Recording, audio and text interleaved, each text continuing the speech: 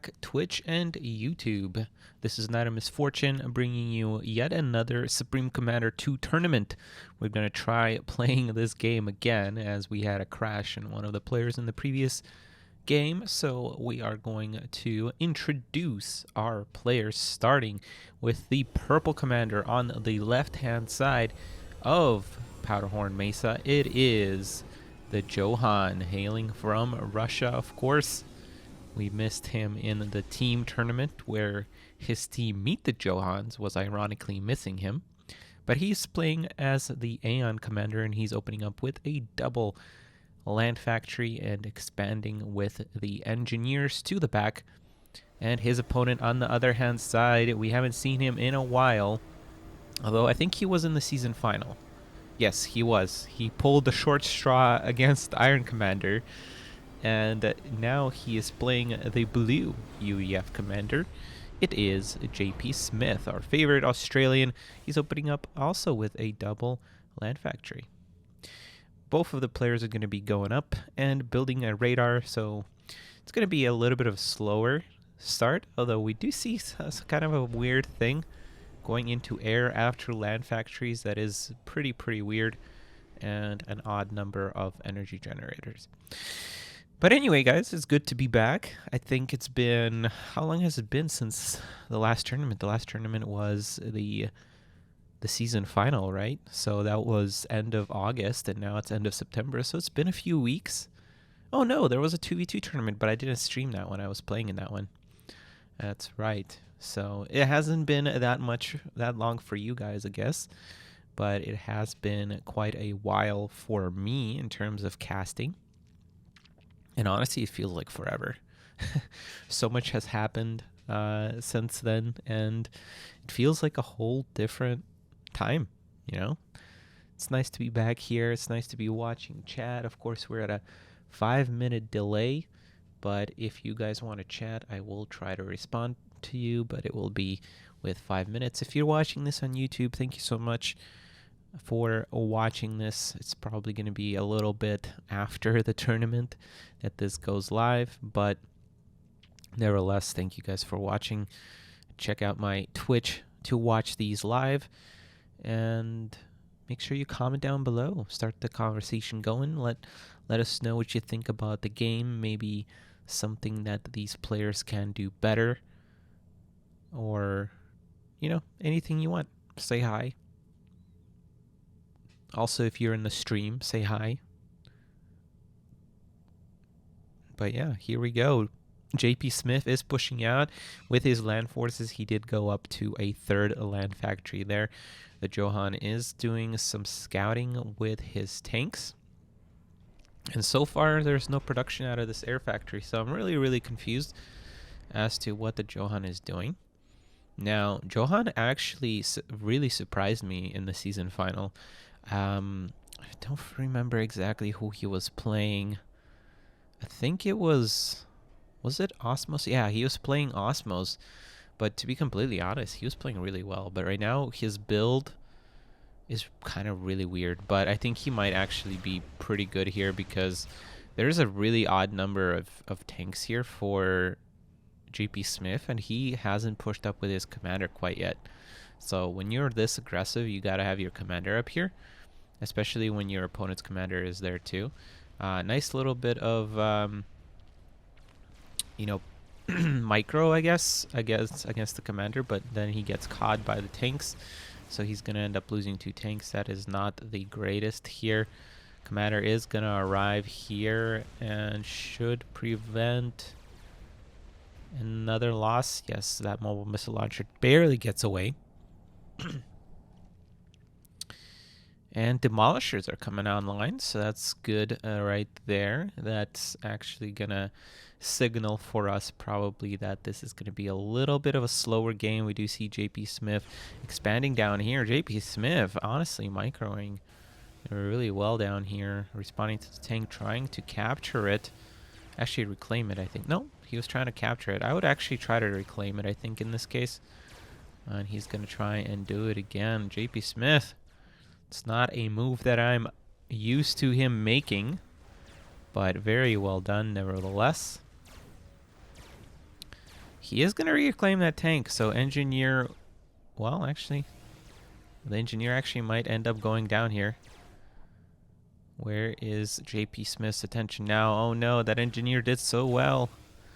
It's just barely going to go down to that tank with the last shot there.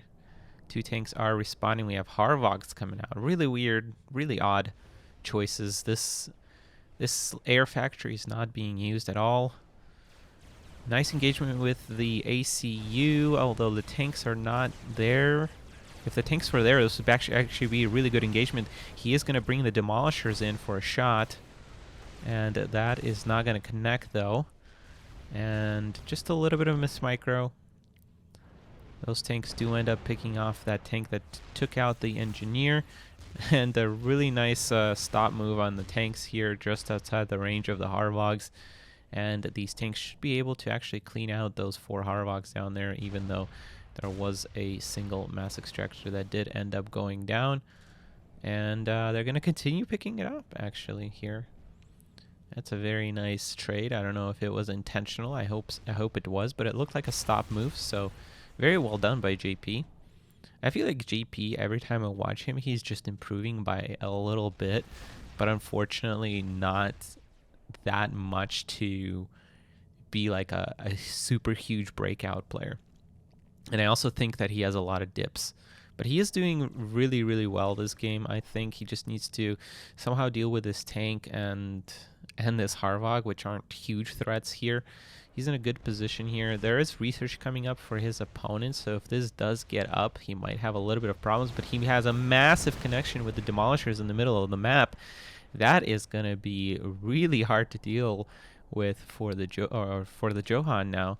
With this many land forces, even with this PD, there's air starting to be produced, but honestly there's only 2 Wheat Boss. That's not going to do much. This tank is doing some work over here, but that's going to be way too slow to cause any real damage. And air factory is coming back or online back here, and I'm just worried that there's just too much non-land producing units or structures coming online here when you really do need units right now. And although somehow JP Smith, one of the things that I do notice a lot is that when he gets the advantage, he doesn't quite push out. You know, in the past we've seen him struggle with the right composition of units, not really having enough mobile missile launchers.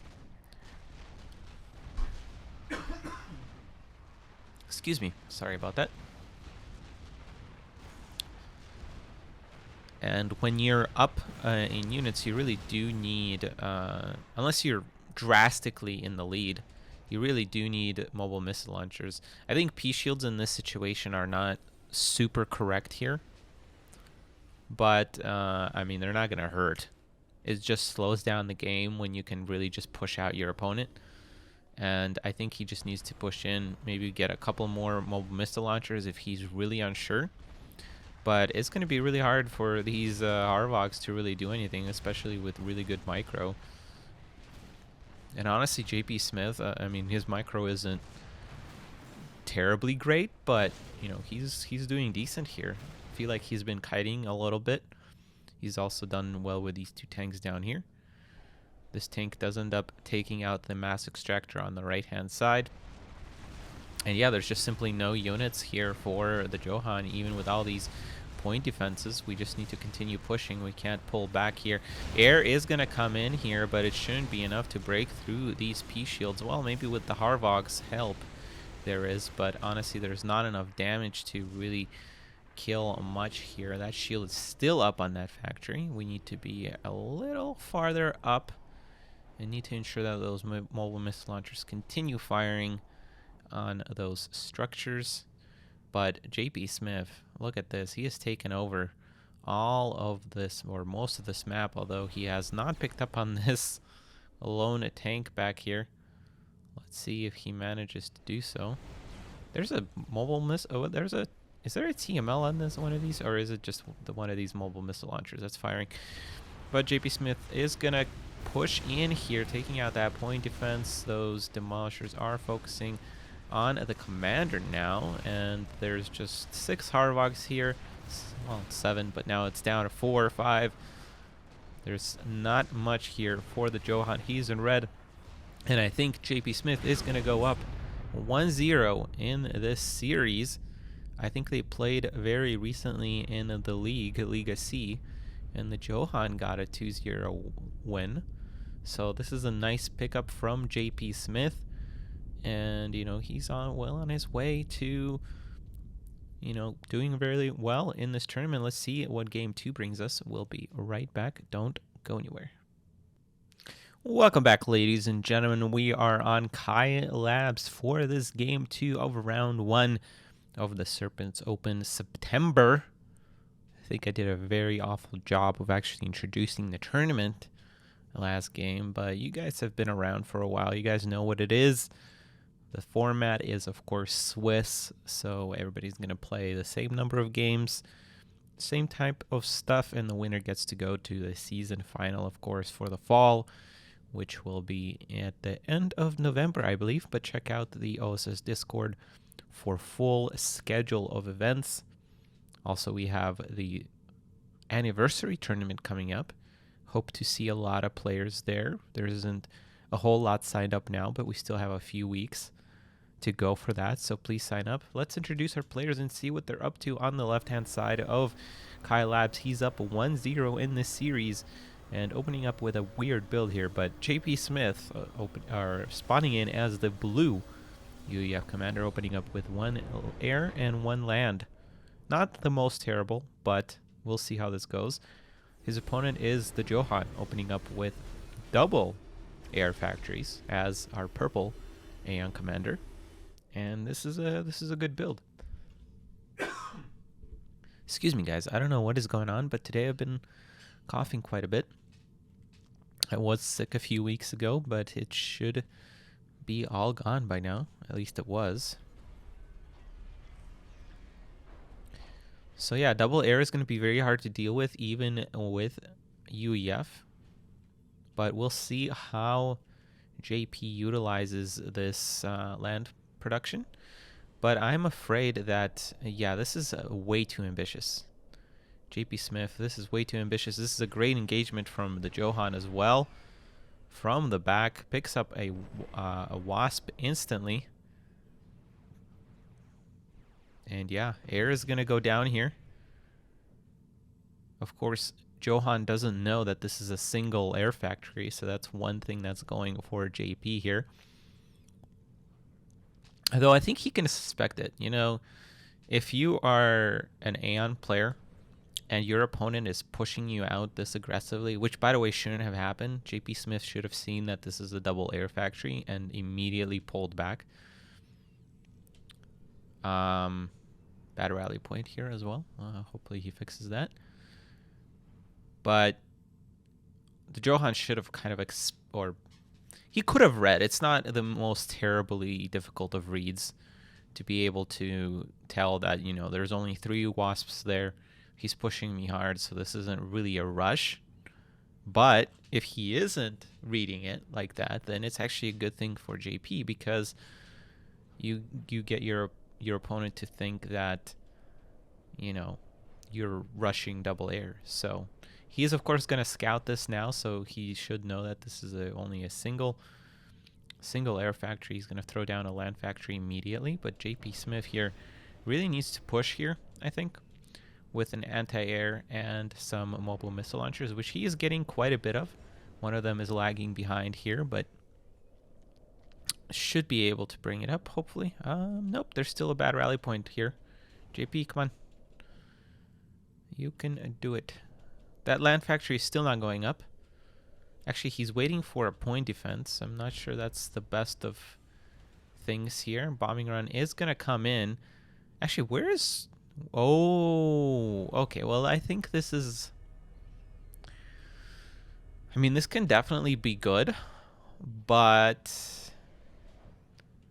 I'm thinking this might be a little late. But of course, it can always be very powerful. Now, the reason why I don't think it's as good here is because there's a land factory in the main base. But if he goes straight for it and captures it, I mean, that will be pretty good. we'll see what happens. Of course, there's going to be obviously some sacrifice captures.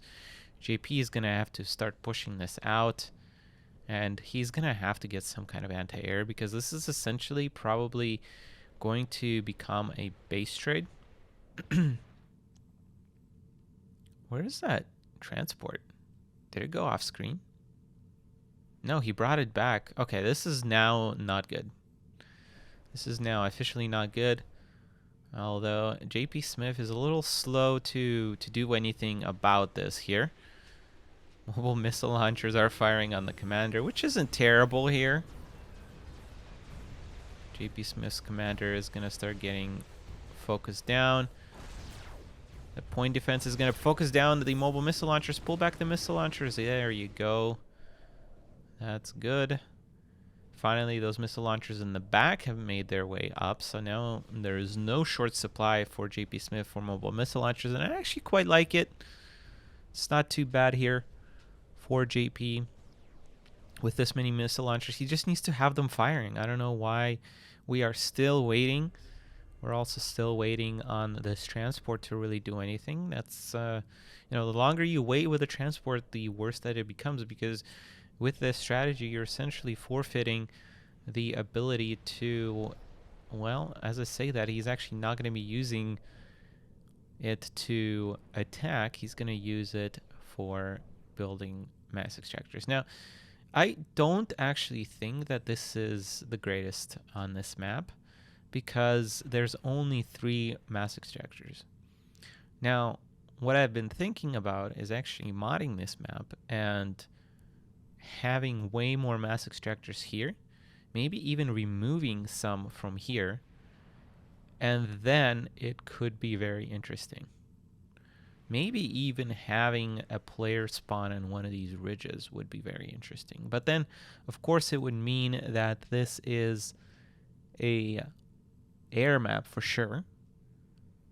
But, in my experience, especially playing a little bit in the league, in my experience, this map is very rush heavy towards experimentals, which, experimentals are fun to watch, but on this, like when your strategy just revolves around rushing to an experimental, it's actually not that exciting. But we'll see. Johan is definitely going to grab a lead here in terms of economy, but now he's a little behind on land production, especially, well, with the unit production in general, especially with these engineers still being produced and one of these air factories not producing anything. All of a sudden, JP Smith is in the lead for the air. But JP Smith's problem is that he just doesn't like to push until he has that death blob, which, is good, but I feel like you have to kind of utilize your advantage. Is there a radar? Yeah, there's a radar. So JP Smith should know that there's just not enough land at this point. And the longer you wait as UEF, the harder it becomes, honestly, because with Cybern, there's so many things you can go up against, like Megalith, like jump jets and unit Dedo. Just a lot of things. Even spam, just straight up spam, can be hard to deal with. And the longer you wait, the harder it becomes. Nice engagement on the air, though, for JP Smith. Nice engagement on the land as well. He's just winning with the numbers now. I don't know exactly why Johan waited. But yeah, and against Aeon, of course, if you wait, there's all sorts of possibilities, like Archmaz even, but mainly teleport, of course, loyalty gun, although maybe not against this composition, TML, anything really.